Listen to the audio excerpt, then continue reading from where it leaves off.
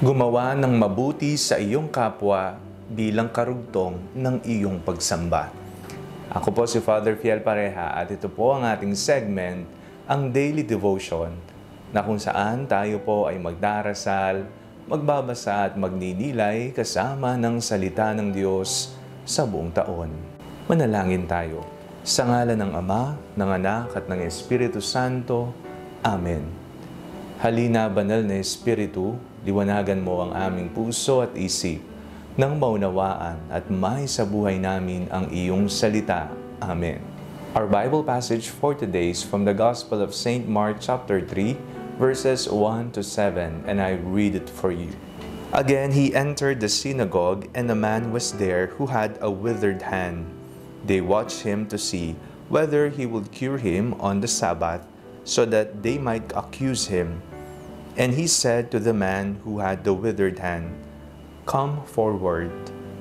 Then he said to them, "Is it lawful to do good or to do harm on the Sabbath, to save life or to kill?"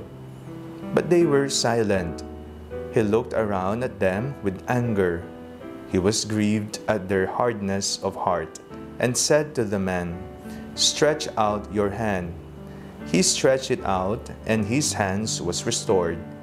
The Pharisees went out and immediately conspired with the Herodians against him, how to destroy him.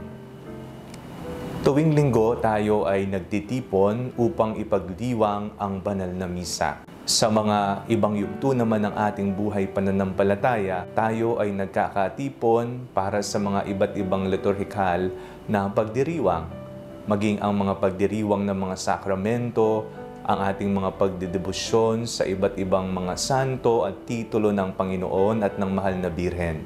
Ang mga ito ay nagpapayabong at nagpapalalim sa ating pagmamahal, relasyon at pananampalataya sa Panginoon. Ngunit ang isang katanungan diyan, ito ba'y sasapat na? Sa ating pong binasang ebanghelyo sa araw na ito, napakinggan po natin kung papaanong ang mga Pariseyo ay nag-uumang ng mga bitag sa Panginoon. Binabantayang maigi ang mga kilos at salita ni Jesus.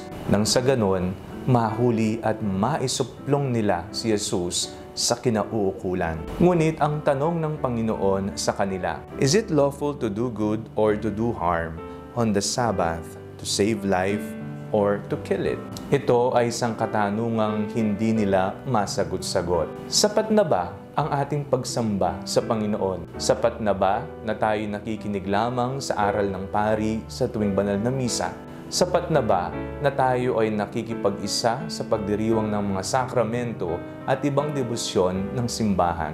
Ang kasagutan dyan ay hindi. Sapagkat nakikita natin na ang karugtong ng ating pagsamba ay ang paggawa ng tama ng mabuti sa ating kapwa. Anhin mo ang isang nagsisimba palagi, ngunit ang ugali naman ay hindi nagbabago, maramot, hindi tumutulong sa kapwa, walang awa at punong-puno pa rin ng hinanakit sa kanyang kapwa. Hindi naman natin sinasabing huwag ka na lang magsimba, sapagkat ganun din naman pala.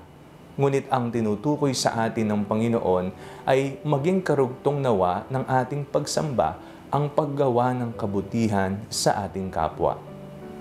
Manalangin tayo. Panginoong Hesukristo, baguhin mo ang aming mga puso. Nawa ang aming pagsamba sa inyo ay maging ganap sa pamamagitan ng paggawa namin ng mabuti sa aming kapwa. Amen. Sa ngalan ng Ama, ng Anak, at ng Espiritu Santo. Amen. Huwag po ninyong kalimutang i-like ang video ito, mag-comment po kayo and share it with your family and friends. Ang Panalangin Bago Matulog ay may sariling Facebook page na po. Huwag niyo pong kakalimutang mag-like at mag-follow dito, and do not forget to subscribe to our YouTube channel. I-click niyo lamang po ang link na nasa description ng video ito. O kaya naman po, just search Father Fiel Pareha. God bless you po.